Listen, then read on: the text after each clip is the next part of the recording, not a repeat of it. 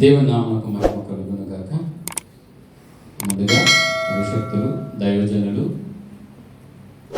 62 సుందరయ్య గారికి ప్రత్యేకమైన వందనాలు, అలాగే సేవకురాలకు ప్రత్యేకమైన వందనాలు, పెద్దలు పరిచారకులందరికీ కూడా ప్రత్యేకమైన వందనాలు తెలియపరుస్తా ఉన్నాం. అందులో ఒకసారి తలలు వంచినట్లయితే చిన్న ప్రార్థనతో మనం వాక్యాన్ని వెళ్తాం. మహాపరిశుద్ధుడు, మహాఘనమైన మా తండ్రి, మీ ఉన్నతమైన నామముకు లెక్కలేని వందనాలు, స్తోత్రాలు చెల్లించుకుంటున్నాం. ఇదిగో తండ్రి, ఈ దినాన మేమందరము మీ సన్నిధిలో ఈ రీతిగా కూడుకునటానికి, నిలబడటానికి మీరు ఇచ్చిన యొక్క గొప్ప ధన్యతను బట్టి మీకు వందనాలు అయ్యా. వింటున్న వాక్యాన్ని బట్టి వినగల చెవులను, గ్రహింపగల మనసును మా అందరికీ దయచేస్తారని యేసు పరిశుద్ధ నామమున అడుగుచున్నాం తండ్రి. దేవునికి స్తోత్రం, దేవునికి స్తోత్రం. ఎందుకని అందరూ కూడా అంత సీరియస్గా కనపడతా ఉన్నారు? దేవునికి స్తోత్రం. ప్రియులారా, సమయోచితిని బట్టి మనం కొద్ది నిమిషాలు వాక్యాన్ని ధ్యానించుకుందాం. ఎవరు కూడా అటు ఇటు తిరగవద్దు. మొబైల్ స్విచ్ ఆఫ్ చేసుకోవాలని కోరుతా ఉన్నాం, లేదా సైలెంట్ మోడ్లో పెట్టుకోవాలని కోరుతా ఉన్నాం. ప్రియులారా, కొంతమంది అది కొద్దిమంది కొంత సమయమే ప్రార్థన చేయగలుగుతారు. మరికొందరైతే గంటల తరబడి ప్రార్థన చేస్తారు. మరికొందరైతే ఒక రాత్రి అంతా లేదా ఒక రోజంతా ప్రార్థన చేయగలుగుతారు. మరికొందరైతే ఉపవాసంతో అనేక దినాలు ఉపవాసం ఉండి ప్రార్థన చేయగలుగుతారు. మంచిదే, ప్రార్థన మంచిదే. ప్రార్థన మనిషికి ఊపిరి వంటిది. మనిషి బ్రతకటానికి ఊపిరి ఎంత అవసరమో క్రైస్తవులకి, క్రైస్తవ జీవితాన్ని జీవిస్తున్న వాళ్ళందరికీ కూడా ప్రార్థన అంత అవసరం. ఊపిరి లేకుండా ఎవరన్నా బ్రతకగలరా? ప్రయత్నం చేయొద్దు దయించి. మనిషి బ్రతకడానికి ఊపిరి ఎంత అవసరమో క్రైస్తవ జీవితాన్ని జీవిస్తున్న మనందరికీ కూడా ప్రార్థన అంత అవసరం. దేవునికి స్తోత్రం. ప్రియులారా, ఎంత సమయం ప్రార్థిస్తున్నాము అనే కంటే, ఎన్ని దినాలు ప్రార్థన చేస్తున్నాము అనే కంటే, ఎలాంటి హృదయంతో ప్రార్థన చేస్తా ఉన్నాము? యథార్థంగా ప్రార్థన చేయగలుగుతున్నామా? నిజాయితీగా ప్రార్థన చేయగలుగుతా ఉన్నామా? విశ్వాసంతో ప్రార్థన చేయగలుగుతా ఉన్నామా? పరిశుద్ధ గ్రంథంలో ఒక చక్కని మాట ఉంటుంది. నిజముగా ప్రార్థించిన వారికి, గట్టిగా చెప్పాలి, నిజముగా ప్రార్థించిన వారికి అతి సమీపంగా ఉంటారట. అంటే దానికి అర్థం ఏంటంటే, ప్రియులారా, నువ్వు యథార్థంగా పలుకుతున్న నోటి మాటలు ఏదటే, నువ్వు నిజాయితీగా పలుకుతున్న నోటి మాటలు ఏదటే, విశ్వాసంతో పలుకుతున్న నోటి మాటలు ఏదటే ఆయన చెవి ఉంటుందట. అంటే ఆయన అంత సమీపంలో ఉంటారని తెలియపరుస్తూ ఉన్నారు. ప్రియులారా, అందుకనే యథార్థమైన ప్రార్థనకు, నిజాయితీ గల ప్రార్థనకు, విశ్వాసం కలిగిన ప్రార్థనకు మనం వెంటనే సమాధానం, జవాబు చూడగలం. దేవునికి స్తోత్రం. ప్రియ సహోదరులారా, ఇది నా వాక్య సందేశం ఏమనగా యథార్థత కలిగిన ప్రార్థన. అందరూ సరి చేద్దామా గట్టిగా? ప్రియులారా, అసలు యథార్థత అంటే ఏంటి? యథార్థత అంటే ఏంటి? ప్రియులారా, యథార్థత అంటే ఎలాంటి సమయంలోనైనా, ఎలాంటి పరిస్థితిలోనైనా, ఎలాంటి వారి ఎదుటైనా, ఎలాంటి స్థలంలోనైనా ఒకలాగే ఉండటము, ఒకలాగే మాట్లాడటము, ఒకలాగే ప్రవర్తించటం. యథార్థత అంటే ఏంటండి? ఎలాంటి పరిస్థితుల్లోనైనా, ఎలాంటి వారి ఎదుటైనా, ఎలాంటి సమయంలోనైనా, ఎలాంటి స్థలంలోనైనా ఒకలాగే ప్రవర్తించటము, ఒకలాగే మాట్లాడటం. ఇది నా ప్రియులారా, అనేక సంఘాల్లో కావచ్చు, సహవాసాల్లో కావచ్చు, యథార్థత కరువైపోయింది. దౌర్భాగ్యమైన పరిస్థితి ఏంటంటే, విశ్వాసులు మొదలుకొని ఒక ఉన్నతమైన స్థాయిలో ఉన్నవారు కూడా ఒక ప్రాంతానికో, ఒక కులానికో, లేదా ఒక భాషకో, ఒక మతానికో ప్రత్యేకించి ఇచ్చేవారు ఎంతమంది లేరంటారా? అయితే వారు యథార్థవంతులా? కాదు కదా. ప్రియులారా, యథార్థవంతులట మనము అనే పదాలు వాడతారట. నేనే అనే పదాలు వాడేవారు వారు యథార్థవంతులు ఎంత మాత్రమో కాదు. దేవునికి స్తోత్రం. ప్రియులారా, ఈ దినాన ఒక యథార్థవంతుని మీ ముందు ఉంచడానికి నేను ఇష్టపడతా ఉన్నాను. పరిశుద్ధ గ్రంథంలో చాలా మంది యథార్థవంతులు మనకు కనబడతారు. అయితే ఈ దినాన ఒక కొత్త వ్యక్తిని మీ ముందు పరిచయం చేయడానికి నేను ఆశ కలిగి ఉన్నాను. దేవుడికి స్తోత్రం. ఎవరు ఆ యథార్థవంతుడు అని అంటే ఆగూరు. ప్రియులారా, ఆగూరు చేసిన వ్యక్తి, ఆగూరు అనే వ్యక్తి చేసిన ప్రార్థన అతి చిన్నదైనప్పటికీ కూడా చాలా ప్రాముఖ్యమైనది, చాలా ప్రత్యేకమైనది. దేవుని స్తోత్రం. ప్రియులారా, ఈ ప్రార్థన బట్టి మనం చాలా అంశాలు మనం నేర్చుకోగలుగుతాం. మన గురించి మనం తెలుసుకోవాలనుకుంటే, ఇటున్నారన్నమాట, మన గురించి మనం తెలుసుకోవాలనుకుంటే ఈ ఆగూరు చేసిన ప్రార్థన యొక్క ఉద్దేశాన్ని మనం తెలుసుకోవాలి. ప్రియులారా, మనం ఎవరైనా కావచ్చు, మనం ఏ స్థాయిలోనూ ఉండవచ్చు. క్రైస్తవ జీవితాన్ని జీవిస్తున్నాము కనుక యథార్థంగా ఉండాలనుకుంటే, క్రైస్తవ జీవితాన్ని జీవిస్తున్న మనము నిజాయితీగాను విశ్వాసంగా ఉండాలని అనుకుంటే, ఆగూరు చేసిన ప్రార్థన చెబుతుంది, యథార్థంగాను నిజాయితీగాను విశ్వాసంగా ఎవరైతే ఉండాలనుకుంటారో, ఆశ కలిగి ఉంటారో, వారికి కావలసిన మాటలు ఇవి. దేవుడికి స్తోత్రం. పిల్లరా, ఈ ఆగూరు అనే వ్యక్తి సామెతల గ్రంథము 30వ అధ్యాయంలో కనబడతాడు. ఇతను మరలా పరిశుద్ధ గ్రంథంలో ఎక్కడ కూడా మనము చూడలేము. పిల్లరా, జాగ్రత్తగా చూసినట్లయితే సామెతల గ్రంథము 30వ అధ్యాయం 1-2 వచనాలు ఎవరైనా అనగా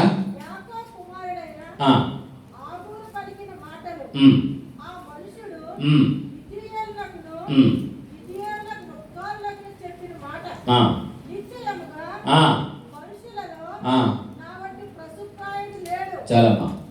ఏమంటున్నాడు ఆగూరు? ఆగూరు యాకే కుమారుడు ఆగూరు.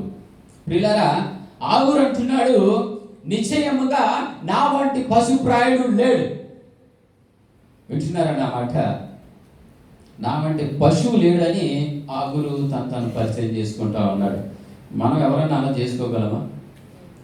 నాంతే దరిద్రుడు లేడని అలా చెప్పుకుంటామా?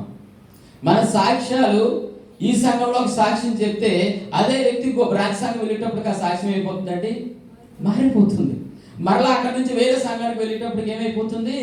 సాక్ష్యం మారిపోతుంది. ఎవరైనా నా అంత దరిద్రుడు లేడని ఎవరైనా ఒప్పుకోగలుగుతారా? ఇక్కడ ఆగూరు అంటున్నాడు, నా వంటి పశుప్రాయుడు లేడు. ఎందుకు పశుప్రాయుడో తెలుసా? నేను మనిషిలాగా ఆలోచించలేకపోతా ఉన్నాను, మనిషిలాగా వివేచించలేకపోతా ఉన్నాను. అందుకు నేను పశుప్రాయుడని ఆగూరు చెప్తా ఉన్నాడు. అయితే పరిశుద్ధ గ్రంథం ఎవరిని పశుప్రాయులు అంటుందో మనం చూసినట్లయితే సామెతల గ్రంథము అదే అధ్యాయము 12వ అధ్యాయము 1వ వచనం చూద్దామమ్మా. శిక్షను ప్రేమించేవాడు, జ్ఞానమును ప్రేమించేవాడు, గద్దింపును అసహించుకునేవాడు. ఒకసారి చదవండి అమ్మా. గద్దింపును అసహించుకునేవాడు. మనం అందరం చెప్దామా? గద్దింపును అసహించుకునేవాడు పశుప్రాయుడైన మాట రావట్లేదు మనకి. గద్దింపును అసహించుకునేవాడు ఎవడట? పశుప్రాయుడట. ప్రియులారా, ఇక్కడ ఆగూరు అంటున్నాడు, మనిషిలాగా వివేచించలేకపోతున్నాను కనుక, మనిషిలాగా జ్ఞానించలేకపోతున్నాను కనుక నేను పశుప్రాయుడిని అని చెప్తా ఉన్నాడు. పరిశుద్ధ గ్రంథం అంటుంది, గద్దింపును అసహించుకునేవాడు, గద్దింపుని లెక్క చేయనివాడు, గద్దింపుని బేఖాతరు చేయనివాడు పశుప్రాయుడు అని పరిశుద్ధ గ్రంథం తెలియపరుస్తూ ఉంది. ప్రియులారా, అసలు పశువు అంటే ఏంటండి? పశువు అంటే ఏంటి? పశువుకి ఏముండదు, అంత సీరియస్గా ఉండకూడదు మీరు. పశువుకి ఏముండదు? పశువుకి వివేచన ఉండదు, పశువుకి జ్ఞానం ఉండదు. ఇది మంచి, ఇది చెడు, వివేచన గల జ్ఞానము దేవుడు పశువులకు ఇవ్వలేదు. మనకైతే దేవుడు ఇది మంచి, ఇది చెడు అనే వివేచించే జ్ఞానం ఇచ్చాడు. అవునంటారా? ఇంకా చూసినట్లయితే పిల్లారా, మనల్ని పశువులాగా దేవుడు సృష్టించలేదు, కానీ ఆయన స్వరూపం చెప్పున మనల్ని తయారు చేసుకున్నాడు. ఎంత గొప్ప దేవుడు అండి! దేవుడి స్తోత్రం. పిల్లరా, జాగ్రత్తగా గమనించాలి. ఇక్కడ ఆగూరు అంటున్నాడు, నేను పశువునయ్యా. ఎందుకు పశువుని అంటే, పశువు అనే పదం తెలుసా మనకి? ఆవుల్ని, గేదెల్ని అన్నింటిని పశువులు అంటాం. ఎందుక చూడొద్దు, దయించి మీరు దేవునికి స్తోత్రం. ఆగురు అంటున్నాడు, నేను పశువుని, ఎందుకు పశువునో తెలుసా? మనిషిలాగా వేచించలేకపోతా ఉన్నాను, మనిషిలాగా జ్ఞానించలేకపోతున్నాను కనుక నేను పశువుని అంటున్నాడు. పరిశుద్ధ గ్రంథం అంటుంది, గద్దింపుని అసహించుకునేవాడు, గద్దింపుని లెక్క చేయనివాడు, గద్దింపుని బేఖాతరు చేయనివాడు పశువు అని పరిశుద్ధ గ్రంథం తెలియపరుస్తూ ఉంది. ప్రియులారా, గద్దింపు అంటే ఏంటండి? చెప్పాలి సహోదరి, గద్దింపు ఏంటంటే ఏంటండి? మనలో ఉన్న అవిధేయతలు, మనలో ఉన్న లోపాలను, మనలో ఉన్న అవిధేయతలను, మనలో ఉన్న లోపాలను పలుమార్లు వాక్యం ద్వారా గద్దించినప్పుడు, అది మన వ్యక్తిగత జీవితంలో కావచ్చు, సంఘంలో కావచ్చు, సహవాసంలో కావచ్చు, మన ఆత్మీయ జీవితంలో కావచ్చు, ఎందులో అయినప్పటికీ కూడా వాక్యము ద్వారా పలుమార్లు గద్దించినప్పుడు దేవుడు మనకి ఇచ్చిన వివేచనను బట్టి, ఆలోచనను బట్టి, జ్ఞానాన్ని బట్టి ఇది రైటు ఇది తప్పు అని మనం జ్ఞానించలేకపోతూ ఉంటే, దేవుడి వాక్యం పలుమార్లు గద్దిస్తున్నప్పటికీ కూడా మన లెక్క చేయకుండా, బేఖాతరు చేయకుండా, ఏదో వస్తున్నాము కాబట్టి, ఉన్నాము కాబట్టి, వెళుతున్నాము కాబట్టి అన్నట్టుగా మనం ఉన్నట్లయితే దేవుడి గద్దెంపును మనం లెక్క చేయట్లేదు అన్నమాట. అయితే మనం ఎవరమాట చెప్పట్లేదు, చూసారా? మనం ఎవరు? ఇంకొకసారి చూద్దామా? మనలో ఉన్న లోపాలను, మనలో ఉన్న అవిధేయతలను దేవుడి వాక్యం ద్వారా ఖండించినప్పటికీ కూడా మనం లెక్క చేయకుండా, బేఖాతరు చేయకుండా, ఆయన ఇచ్చిన జ్ఞానాన్ని, ఆయన ఇచ్చిన వివేచనాన్ని మనం పక్కన పెట్టి ఆయన గద్దింపునికి లోపడకుండా ఉంటే మనం ఎవరన్నమాట? ఇతరులు ఆశించవద్దని దేవుడు పలుమార్లు వాక్యం ద్వారా ఖండించినప్పుడు ఇతరులు మనం ఇంకా ఆశిస్తా ఉన్నామంటే ఎవరేమి మనం? గట్టిగా చెప్పాలి. ఎవరం మనం? గట్టిగా చెప్పాలి. ఎవరం మనం?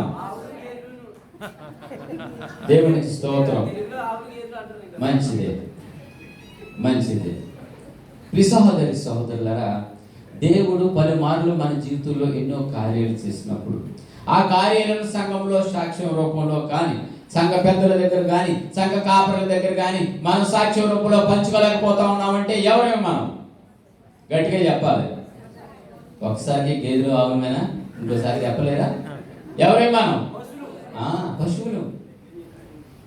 ప్రియులారా, మనం సంఘంలో సాక్ష్యం పంచుకోలేకపోతా ఉన్నాం, ఒకవేళ పంచుకోలేకపోవచ్చు. పెద్దల దగ్గర పంచుకోలేకపోతా ఉన్నామా? లేదా కాపరుల దగ్గర పంచుకోలేకపోతా ఉన్నామా? అంటే దేవుని మహిమపరుస్తా ఉన్నామా? ప్రియులారా, దేవుడు మన జీవితంలో చేసిన కార్యాలను మనం మరిచిపోయి మన ఇష్టానుసారంగా జీవిస్తూ ఉన్నట్లయితే ఎవరమే మనం?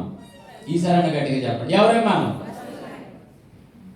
ప్రియులారా, పెద్దలు ఒక మాట అంటారు, ఒక సామెత చెప్తారు. ఏంటి? మనిషికి ఒక మాట, గొడ్డుకు ఒక దెబ్బ. మనిషికి ఒక మాట, గొడ్డుకు ఒక దెబ్బ అంటే మనిషిని, ఒరే నువ్వు ఇలా తిన్నంగా ఉమ్మరే పార్కు దగ్గరికి వెళ్ళిపోరా అంటే వాడు వెళ్తాడు. గేదె చెవిలోనో లేదా పశువు చెవిలోనో నువ్వు తిన్నంగా ఉమ్మరే పార్కు వెళ్ళాను అని చూడండి, వెళ్తుందా? ఎందుకు వెళ్తావు? దాన్ని ఏం చేయాలి? కొట్టుకుంటా తీసుకెళ్ళాలి. అందుకనే మనిషి చెవిలో చెబితే వినాలి, గేదెని, గొడ్డుని, పశువుని కొడితే వింటు. ఇంకో మాట కూడా అంటారు, నువ్వు మనిషివా పశువురా అని అడుగుతారు. మనిషివా పశువురా అని పెద్దల మాటలు మనం బేఖాతరు చేయలేనప్పుడు, వారి మాటలు లెక్క చేయలేనప్పుడు ఏమంటారు? ఒరే నువ్వు మనిషివరా పశువురా అని అడుగుతారు. ఎవరు అనలేదా?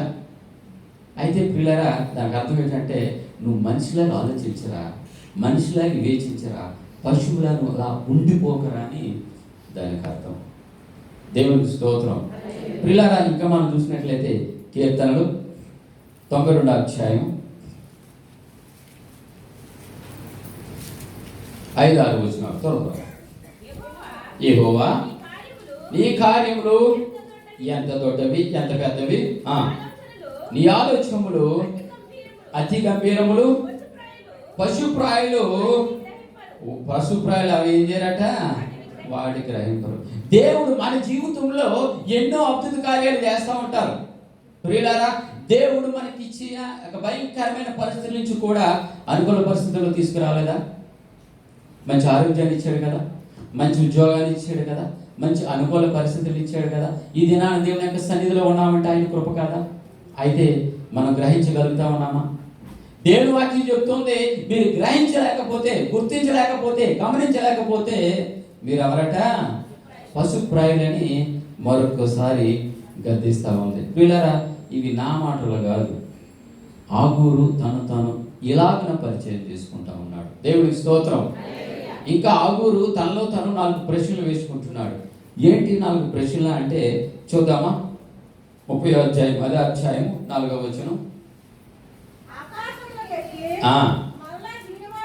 ఆకాశమునకెక్కి మళ్ళా దిగిన వాడేవాడు నీవే కదా. ఒక నిమిషం తల్లి. ఆకాశమునకెక్కి కిందకి దిగగలిగిన వాడు ఎవడు? అది నీవే కదా. అది నేను గుర్తించాలి కదా, గుర్తించలేకపోతా ఉన్నాను. తర్వాత అమ్మ, బట్టలో నీళ్లను మూట కట్టగలిగిన వాడు ఎవడు? మూట కట్టగలమా మనం? మూట కట్టగలమా ప్రియులారా? అది నీకే కదా సాధ్యము, నాకు సాధ్యము కాదు కదా. అది నేను గుర్తించాలి కదా, గమనించాలి కదా. నెక్స్ట్,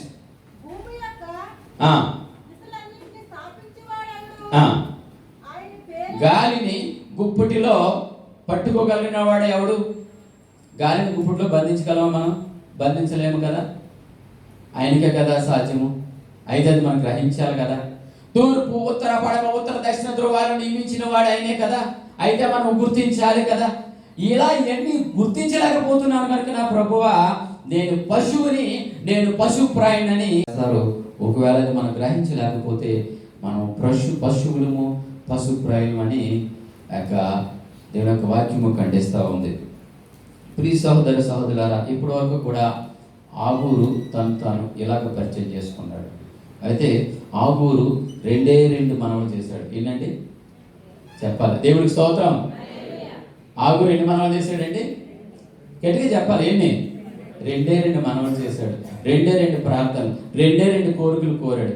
ఏంటి ఆ 2 మనవలు చూస్తే ఏమంటున్నాడంటే ఆగూరు, పిల్లగా ప్రభువా, నేను ఏదైతే అడుగుతున్నానో ఈ 2 మనములు కూడా, ఈ 2 కూడా నేను చనిపోకముందే నాకు ఇయ్యని అడుగుతా ఉన్నాడు. ఎప్పుడట? నేను చనిపోకముందే నాకు ఈ 2 మనములు ఇవ్వు ప్రభువా అన్నాడు.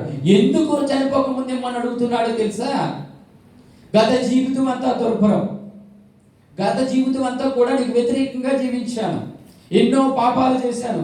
ఇక నుంచి నీ ఎదుట నేను యథార్థంగా జీవించాలనుకుంటున్నాను కనుక, ఇక నుంచి నీ ఎదుట విశ్వాసంగా జీవించాలనుకుంటున్నాను కనుక, ఇక నుంచి నీ ఎదుట నిజాయితీగా జీవించాలనుకుంటున్నాను కనుక, ఈ 2 మనవులు నేను చనిపోకముందే నాకు ఈ ప్రభు అని ఆగూరు అడుగుతా ఉన్నాడు. దేవుని స్తోత్రం, దేవుని స్తోత్రం. ప్రియులారా, ఏంటి ఆ 2 మనవులు? ఏంటి ఆ 2 ప్రార్థనలు? ఏంటి 2 కోరికలు? మనం చూసినట్లయితే 30వ అధ్యాయం 7వ వచనం. దేవా, నేను నీతో 2 మనవులు చేసుకునిచున్నాను, నేను చనిపోకముందే వాటిని నాకు అభినందించు. వ్యర్థమైన వాటిని, అబద్ధములను దూరంగా ఉంచు. చాలమ్మా. మొదటి ప్రార్థన, మొదటి మనవి. ఆగూరు అడుగుతున్నాడు, వ్యర్థమైన వాటిని దూరంగా ఉంచు ప్రభు అంటున్నాడు. రెండోదిగా అబద్ధాలను దూరంగా ఉంచు ప్రభు అని అడుగుతున్నాడు. ఒకవేళ వ్యర్థమైన వాటిని నా జీవితంలో ఉంటే నేను అవమానపరుస్తానేమో, ఒకవేళ అబద్ధాలు ఆడి నీ నామాన్ని కించపరుస్తానేమో, అందుని బట్టి ఈ 2 నాకు దూరంగా ఉంచు ప్రభు అని ఆగూరు అడుగుతూ ఉన్నాడు. ఏంటి వ్యర్థము ఈ లోకంలో? చెప్పాలి. ఏంటి వ్యర్థం ఈ లోకంలో? మౌనమైపోయారు. ఏంటి వ్యర్థం ఈ లోకంలో? సమస్తము వ్యర్థమే. కంటికి కనిపించినవి ఆకాశం మొదలుకొని భూమి అన్ని కూడా వ్యర్థమే. ఒకానొక సమయాన దేవుడు ఈ ఆకాశాన్ని భూమిని నశింపజేసి నూతన ఆకాశాన్ని నూతన భూమిని సృష్టించబోతా ఉన్నారు. దేవునికి స్తోత్రం. ప్రియులారా, ఈ లోకంలో వ్యర్థం ఏమిటంటే ఆయనతో సహవాసం లేకుండా, ఆయనతో సత్సంబంధం లేకుండా, ఆయనతో మాట్లాడి అనుభవం లేకుండా, ఆయనతో సహవాసం లేకుండా, ఆయనతో సత్సంబంధం లేకుండా, ఆయనతో మాట్లాడే అనుభవం లేకుండా, మందిరానికి రాకుండా, వచ్చిన వాక్యాన్ని వినకుండా, విన్న ఆ వాక్యాన్ని మనలో మలుచుకోకుండా, మన జీవితంలో మలుచుకోకుండా, ఏదైతే నీకు దేవునికి అడ్డుపడుతుందో అదే చెప్పాలి, అదే వ్యర్థం. ఏంటంట వ్యర్థం? వ్యర్థమైన ఏంటంట? దేవునితో సహవాసం లేకుండా, సత్సంబంధం లేకుండా, వ్యక్తిగతంతో ఆయనతో మాట్లాడే అనుభవం లేకుండా, మందిరానికి రాకుండా, వచ్చిన వాక్యాన్ని వినకుండా, విన్న వాక్యాన్ని మన జీవితంలో మలుచుకోకుండా ఏదైతే ఆయనకి మనకి అడ్డుపడుతుందో అదే వ్యర్థం. అందుకని ఆగూరు అంటున్నాడు, అలాంటివి నాకు దూరపరచు ప్రభు అని ఆగూరు అడుగుతూ ఉన్నాడు. రెండవదిగా పిల్లారా, మనము సిగరెట్ మర్చిపోతాం, బ్యాగ్ మర్చిపోతాం, ఒకటి కూడా తెచ్చుకుంటాం. ఏంటి చెప్పగలరా? ఫోన్ కూడా మర్చిపోతాం. ఏంటి చెప్పండి చూద్దాం. అమ్మా, సిగరెట్ మర్చిపోతాం, ఫోన్ మర్చిపోతాం, పర్స్ మర్చిపోతాం. ఒకటి కూడా ఉంటుంది ఇప్పుడు కూడా. ఏంటి చెప్పండి చూద్దాం. అబద్ధం. అబద్ధం. దేవుని స్తోత్రం. ఏమి మర్చిపోయినా సరే అబద్ధాన్ని మనము మర్చిపోలేము. అది మన బ్యాగులు వేసుకుని తిరుగుతూనే ఉంటాం. ప్రియులారా, బ్రదరు ఎక్కడ ఉన్నారు బ్రదర్ అంటే, డ్యూటీలో ఉన్నాను బ్రదర్. అయ్యా ఎక్కడ ఉన్నారంటే, ఆయన 2 గంటలకు డ్యూటీకి వచ్చేస్తారు. 7 గంటలకు ఫోన్ చేసినా డ్యూటీలోనే ఉంటారు. అబద్ధం. ప్రియులారా, మన కష్టం వచ్చిందని, నష్టం వచ్చిందని, ఆపద వచ్చిందని, సమస్య వచ్చిందని సంఘంలో ప్రకటిస్తాము. సంఘం అంతా వాటి గురించి ప్రార్థన చేస్తారు. దాన్ని బట్టి దేవుడు గొప్ప కార్యాలు చేస్తారు. అయితే ఎప్పుడైతే ఆ సమస్య తీరిపోయిందో, ఎప్పుడైతే ఆ సమస్య పరిష్కారం వచ్చిందో, ఆ తర్వాత వారాన్ని మందిరానికి రావడానికి మనము ఇష్టపడము. అయ్యా సహోదరుడా, ఎందుకు సంఘానికి నువ్వు రావట్లేదని అంటే ఆయన అంటాడు, టైం సరిపోవట్లేదు బ్రదర్ అంటాడు. అమ్మ తల్లి, బంగారు తల్లి, ఎందుకు రావట్లేదు తల్లి అని అడిగితే సమయం ఉండలేదు బ్రదరు అని అంటారు. గమనించాలి పిల్లరా, వింటున్నారని అన్నమాట. దేవుడు నీకు సమయం ఇచ్చాడు కాబట్టి సమయం సరిపోవట్లేదు అంటున్నావు. నీకు దేవుడు టైం ఇచ్చాడు కాబట్టి టైం సరిపోవట్లేదు అంటున్నావు. ఒకవేళ సమయం తీసేస్తే, నువ్వు మరణిస్తే నీకెప్పుడు ఇస్తావు సమయం? ఎప్పుడు ఇస్తావు సమయం? ప్రియ సహోదరి సహోదరులారా, దేవుడి యొక్క వాక్యం నీతో నాతో మాట్లాడుతూ ఉంది. ఈ దినాన్ని మనందరినీ గర్తిస్తూ ఉంది. అబద్ధాలు ఆడుతూ ఉన్నామా? చిన్న అబద్ధమే కదండి అనుకుంటున్నారేమో. అబద్ధాన్ని ప్రతిఫలం చూద్దాం. కీర్తన 5వ అధ్యాయం 6వ వచనం చూద్దామా? అబద్ధం ఆడి వారిని చాలా అబద్ధాలు ఆడి వారిని ఏం చేస్తాడంటే దేవుడు నశింప చేస్తాడు. ఎంత పెద్ద పనిష్మెంట్ చూడండి, ఎంత పెద్ద పనిష్మెంట్ చూడండి. ఒకవేళ మీ సహోదరులారా, ఈ దినాన్ని మీ బ్యాగులు అదిగా ఉంటే తీసేయండి. ఒకవేళ మీ బ్యాగులు అదిగా ఉంటే తీసేయండి. అబద్ధాలు ఆడే వారిని దేవుడు నశింపజేస్తాడట. ఒకవేళ మన ప్రార్థనకి జవాబు రాకపోవడానికి కారణం ఒకవేళ ఇదేమో, ఒకవేళ అబద్ధమేమో, మనం ఆత్మవిమర్శనం చేసుకుందాం. అగురు అంటున్నాడు, ప్రభువా నేను అబద్ధాలు ఆడి నీ నామాన్ని కించపరుస్తానేమో, బొక్కుతానేమో, అందుని బట్టి ఈ అబద్ధాలను తీసేయండి, వ్యర్థమైన వాటిని తీసేయండి అంటూ ఉన్నాడు. రెండవ ప్రార్థన చూద్దామమ్మా.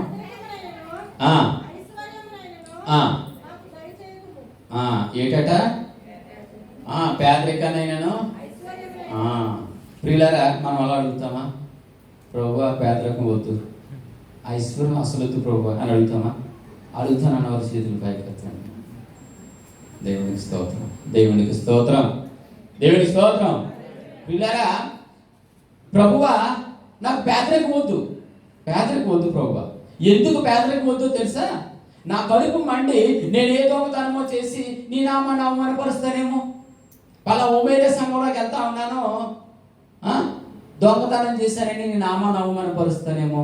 అందులో పెట్టి పేదలకు వద్దు ప్రభువా, ప్లీజ్ వద్దు ప్రభువా. ఐశ్వర్యం అసలు వద్దు ప్రభువా. ఎందుకు ఐశ్వర్యం వద్దు అంటే, నా కడుపు నిండిన తర్వాత నువ్వు అవ్వడమని అడుగుతానేమో. నిజంగా ఇది మన జీవితంలో అనుదిన దినచర్య. అవునా? కష్టం వద్దిన దేవుడు గుర్తుకొస్తాడు, కష్టాల్లోనే దేవుడు గుర్తుకొస్తాడు. సుఖంగా ఉండేటప్పుడు, సంతోషంగా ఉండేటప్పుడు, అనుకూలమైన పరిస్థితులు ఉండేటప్పుడు దేవుడు మనకి గుర్తుకు రాడు. దేవుడికి స్తోత్రం. అందుకనే అవసరం చదువుదామమ్మా. చూడండి తల్లి, 30వ అధ్యాయము 8వ వచనం, 9వ వచనం చూద్దాం. ఎక్కువైన ఎడల నేను కడుపు నిండిన వాడినే. కడుపు నిండిన తర్వాత ఏమంటామంట? గట్టిగా చదవండమ్మా. యెహోవా ఎవడని అడుగుతానేమో. అందుని బట్టి నాకు పేదరికం వద్దు ప్రభువా, ఐశ్వర్యం అసలు వద్దు ప్రభువా అని ఆగూరు ప్రార్థన చేస్తూ ఉన్నాడు. పిల్లరా, ఆగూరు చేసిన ప్రార్థన అతి చిన్నదైనప్పటికీ కూడా చాలా ప్రాముఖ్యమైనది, చాలా ముఖ్యమైనది. పిల్లరా, ఆగురు చేసిన ప్రార్థన మనం అనుదినము దేవుని అడగాలి. దేవునికి స్తోత్రం. ఎందుకు దేవుణ్ణి అడగాలని చెప్తా ఉన్నాను తెలుసా ప్రియులారా? మనం క్రైస్తవ జీవితాన్ని జీవిస్తున్నాము కనుక యథార్థంగా జీవించాలని ఒకవేళ మనం అనుకుంటే ఈ ప్రార్థన చేయాలి. నిజాయితీగా జీవించాలని మనం అనుకుంటే ఈ ప్రార్థన చేయాలి. విశ్వాసంగా జీవించాలని మనం అనుకుంటే ఈ ప్రార్థన చేయాలి. దేవునికి స్తోత్రం. ఇది సహోదరు సార్, ఎంతమందికి నచ్చింది ప్రార్థన? ఎంతమందికి నచ్చింది ప్రార్థన? ఇది సహోదరులరా, ఈ దినాన దేవుని ఎదుట మనం యథార్థంగా జీవించామనుకుంటే, యథార్థత అంటే ఏమన్నాను? ఎలాంటి పరిస్థితుల్లో అయినా, ఎలాంటి సమయంలో అయినా, ఎలాంటి వారి ఎదుటైనా, ఎలాంటి స్థలంలో అయినా సరే ఒకలాగే జీవించడం, ఒకలాగే ప్రవర్తించడం, ఒకలాగే మాట్లాడటం యథార్థత. ఒకవేళ అలాంటి యథార్థత ఈ దినాన మన మధ్యన లేదేమో, లేకపోతే దేవుడు నీతో నాతో మాట్లాడుతూ ఉన్నాడు. సరి చేసుకుందాం. ఆగూరు అంటున్నాడు, ప్రియులారా, ఆయన గొప్ప కార్యాలు, ఆయన చేసిన గొప్ప కార్యాలు నేను చూడలేకపోతున్నాను కనుక, గమనించలేకపోతున్నాను కనుక, వివేచించలేకపోతున్నాను కనుక, ధ్యానించలేకపోతున్నాను కనుక నేను పశువునయ్యా, నేను పశువుని. నాలో ఉన్న వ్యర్థమైన వాటిని, ఏంటి వ్యర్థం అంటే దేవునితో సహవాసం లేకుండా, సత్సంబంధం లేకుండా ఉంటున్నానేమో. అయితే ఆ వ్యర్థమైన వాటిని తీసేయా, అబద్ధాలు తీసేయా. ఇప్పటి వరకు కూడా పొట్టి సాగులు చెప్తా ఉన్నానేమో. అయితే అబద్ధాలు ఆడి నీ నామాన్ని కించపరుస్తానేమో. అబద్ధాలు తీసే ప్రభువా అంటున్నాడు. రెండోదిగా పేదరికం వద్దు ప్రభువా, ఒకవేళ నా కడుపు మండి నేను ఏదో దొంగతనమో చేసి నీ నామాన్ని పరుస్తానేమో. పేదరికం వద్దు ప్రభువా. ఐశ్వర్యం అసలొద్దు ప్రభువా, నా కడుపు నిండిన తర్వాత నువ్వు ఒకడుగా అడుగుతానేమో. ఒకసారి మనం ఆలోచన చేద్దాము ప్రియుల. ఇది నాన్న ఆగుడు చేసిన ప్రార్థన మనం అనుదినము కూడా ఆయన అడగాలి. ప్రియుల, భయంకరమైన యొక్క వైరస్ నుండి మనందరూ దేవుడు రక్షించి కాపాడి ఆయన కాపుదల నుంచి ఇది నాన్న దేవుడి యొక్క మందిరంలో మనం ఉన్నామంటే ఆయన కృప కాదా, ఆయన గొప్ప కార్యము కాదా? అది మనం గ్రహించలేకపోతున్నామంటే ఎవరేమో మనం పశువులము కాదా? పశువులము కాదా పిల్లరా? ఆయన వాక్యము ద్వారా అనేక మార్లు మనం గద్దిస్తున్నప్పటికీ, అనేక మార్లు ఖండిస్తున్నప్పటికీ మనం బేఖాతరు చేయకుండా, లెక్క చేయకుండా మనం వస్తున్నాము కాబట్టి, వెళుతున్నాము కాబట్టి అన్నట్టుగా ఉన్నట్లయితే మనం పశువులము కాదా పిల్లరా? సహోదరులారా, దేవుడు ఒక వాక్యం మనతోనే మాట్లాడుతూ ఉంది. ఇది నాన్న పిల్ల ఓసరవేలు తెలుసా మీకు? ఓసరవేలు తెలుసా? ఓసరవేలు తెలుసా? గోడ ఎంగలో ఉంది, తెలుపులో ఉంది కదా. ఆ గోడ మీదకి వెళ్తే తెల్లగా అయిపోతుందంట. కింద ఏ రంగు ఉంది? ఈ రంగులో మారిపోతుందంట. ఈ కార్పెట్ ఏ రంగులో ఉంది? అలా ఏ రంగుకి వెళ్తే ఆ రంగుకి అది మార్చేసుకుంటుందంట. ఒకవేళ పిల్లరా, మనము కూడా సంఘంలో ఎంతో బలంగా ఉన్నామేమో, గత కొన్ని సంవత్సరాలు పెట్టి సంఘానికి వస్తా ఉన్నామేమో.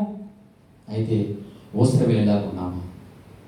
ఉన్నట్లయితే ఇది నాన్న ఆగురు జ్ఞాపకం చేస్తూ ఉన్నాడు. యథార్థత ఏది? నీలో యథార్థత లేకుండా ప్రార్థన చేస్తుంటే నువ్వు కార్యాలు ఎలా చూడగలుగుతావు? నీలో యథార్థత లేకుండా జీవిస్తున్నట్లయితే గొప్ప కార్యాలు నువ్వు ఎలా చూడగలుగుతున్నావు? దేవుడు నీకు మరో అవకాశాన్ని ఇచ్చాడని విషయం నువ్వు జ్ఞాపకం చేసుకోవట్లేదా? ప్లీజ్ సహోదరులారా, వీళ్ళారా, మనం యథార్థంగా ప్రార్థన చేయలేకపోతా ఉన్నాము. ఆత్మ సంబంధమైన ప్రార్థన చేయలేకపోతా ఉన్నాము. కేవలం లోక సంబంధమైనగానే ప్రార్థన చేస్తూ ఉన్నామేమో. అలనాడు ఇజ్రాయేల్ ప్రజలు ప్రియులారా, వారు చెప్పే సాకులను బట్టి, వాళ్ళు చెప్పే అబద్ధాలను బట్టి, వాళ్ళు చేసిన వ్యతిరేకమైన కార్యాలను బట్టి దేవుడు ఎంతగానో దుఃఖించేవాడట. ఈనాడు ప్రియులారా, ఎన్ని దినాల నుండి మనం సంఘానికి వస్తూ ఉన్నాము, ఎన్నో వాక్య సందేశాలు వింటూ ఉన్నాం. అయినప్పటికీ దేవుడు ఎన్నోసార్లు గద్దించినప్పటికీ కూడా అదే దుర్భరమైన జీవితంలో మనం ఉన్నట్లయితే ఒకవేళ మన దేవుడు మనం దుఃఖపరుస్తా ఉన్నామేమో. ఒకసారి ఆలోచన చేద్దాం. ఒకవేళ అలాంటి పరిస్థితుల్లో మనం ఉన్నట్లయితే ప్లీజ్ సహోదరులారా, దేవుడు నీతో మాట్లాడుతూ ఉన్నాడు. మార్చుకుందామని అవసరం లేక చప్పట్లు కొట్టి దేవుని అయిపోతాం. అలాంటి కృప మీ అందరికీ ఉండాలని పరిశుద్ధ దేవుని కోరుకుంటా ఉన్నాను. తలలో వంచి చిన్న ప్రార్థన. పరిశుద్ధమైన దేవ, ఇదిగో తండ్రి, ఈ దినాన అయ్యా సంఘంగా కూడి ఉండటానికి, మీ సన్నిధిలో కనబడటానికి మీరు గొప్ప ధన్యత ఇచ్చారు. అయితే తండ్రి గత కొన్ని దినాల నుండి కొన్ని సంవత్సరాల నుండి సంఘానికి వస్తా ఉన్నాము, కానీ తండ్రి ప్రభా ఇప్పటి వరకు మాలో యథార్థత లేదేమో. కేవలం మనుషుని బట్టు, ప్రాంతాన్ని బట్టు, లేదా అవకాశాన్ని బట్టో, సమయం బట్టే మేము ఉంటా ఉన్నామేమో. అయితే తండ్రి ఈ సమయం నుండి మాకు యథార్థత దయచేయండి. ఆ గురువులే యథార్థమైన ప్రార్థన కలిగి ఉండటానికి సహాయం దయచేయండి. ఎవరు మౌనంగా ఉండద్దు ప్రియ, అందరూ తలలు వంచండి. ఆ గురువులే ప్రియ దేవుడా, ప్రియ ప్రభా, ఇదిగో తండ్రి మా జీవితంలో వ్యర్థమైన వాడు ఉన్నాము తండ్రి ప్రభా. నీతో సహవాసం లేకుండా, సత్సంబంధం లేకుండా, కేవలం వస్తున్నాం పోతున్నాం, అలవాటుగాను ఆనవాయితీగానే మనం ఉన్నామేమో తండ్రి. మనకు అవకాశం దయచేయండి. వ్యర్థమైన వాడు మా జీవితంలో విడిచిపెట్టడానికి, అయ్యా అబద్ధాలను విడిచిపెట్టడానికి, ఒకవేళ మా ప్రార్థన మీరు వినకపోవడానికి మేము ఆడుతున్న అబద్ధాలేమో తండ్రి. అయ్యా ఈ దినం నుండి అబద్ధాలు విడిచిపెట్టడానికి ఇదిగో తండ్రి ప్రభువా, ఆ గురువులే తండ్రి ప్రభువా గొప్ప విశ్వాసము కలిగి తండ్రి ప్రభువా, గొప్ప విశ్వాసము కలిగి నువ్వు ప్రార్థించటానికి, జీవించటానికి, నీ ఎడట యథార్థముగాను నిజాయితీగాను విశ్వాసంగా జీవించటానికి మరొక అవకాశాన్ని మాకు దయచేస్తారని యేసు పరిశుద్ధ నామమున అడుగుచున్నాం తండ్రి, ఆమేన్. అందరికీ వందనాలు. దేవునికి స్తోత్రం, దేవునికి స్తోత్రం.